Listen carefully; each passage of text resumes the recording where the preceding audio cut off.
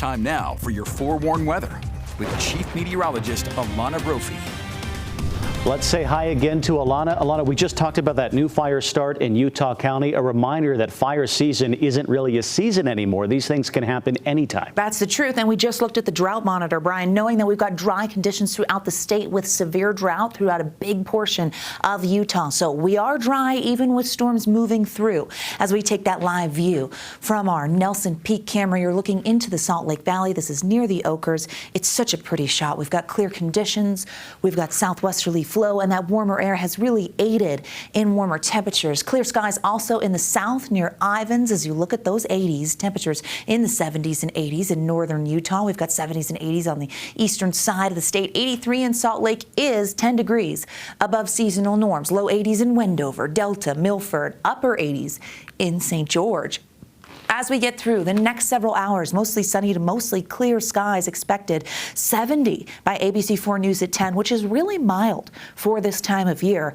The winds will relax overnight, but they come back tomorrow with the storm headed our way. Satellite radar shows that southwest flow in place with quiet conditions, but cloud cover and moisture is on the move. It's headed our direction as a deepening trough moves inland. That area of low pressure has a counterclockwise rotation, grabbing moisture and streaming it into northern and central Utah. That moisture potential, well, we'll capitalize on that as a front comes through, and that means thunderstorms will be in the forecast. Looking at our storm threat for tomorrow, the Storm Prediction Center upgrading it. See that darker green? That's a marginal risk for the eastern side of the state in the Wasatch Back.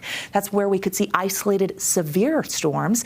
Also, along the Wasatch Front and into the West Desert, it's a general thunderstorm threat. But as the cold front comes through along that boundary, there's a chance for those storms. Futurecast walks us through the timing. See those red lines? That's the indicator of a southwesterly flow. They change to blue when the front comes through and northwest flow behind it. Cloud cover by early tomorrow morning.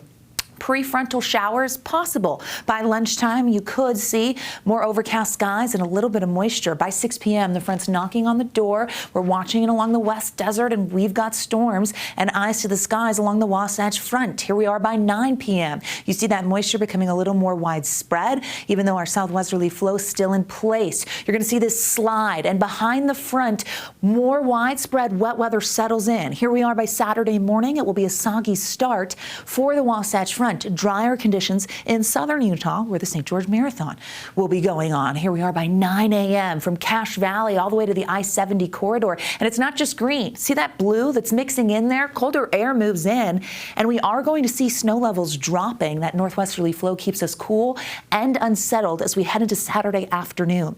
When all is said and done, anywhere from half an inch to an inch for northern Utah when it comes to precipitation. Above 9,000 feet, we'll see minor snow accumulations really over the Uintas and the higher elevations. But we will see those snow levels wanting to fall closer to 8,000 feet during periods of this storm cycle. If moisture aligns with that, we could get some mixed precip there. The pleasant conditions we've seen today will slide east with our high pressure. There's our cooler air with this incoming cold front. Those scattered storms will be around by tomorrow evening, holding on into Saturday as colder air takes over. We stay cool and unsettled, even though moisture clears for Sunday into early next week. But then temperatures will slowly rebound. So we get some snow potential above 9,000 feet in our valleys. Well, how about this? Saturday into Sunday, 40s for those overnight lows, 30s for the Wasatch Back. Oh, that's going to feel a lot different. It's been a while. 70s and 80s for tomorrow ahead of the cold front with those gusty winds.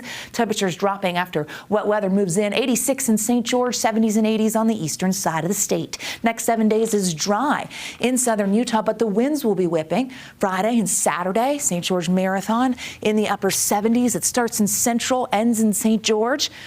It at least will be dry. Looking at the Wasatch Front, you see those isolated storms becoming rain showers as we roll into the first portion of our weekend, and those temperatures tumble 50s on Saturday. That's going to feel very different as we sit at 83 in Salt Lake right now. Button up, everybody. Yes, definitely so. Oh, boy.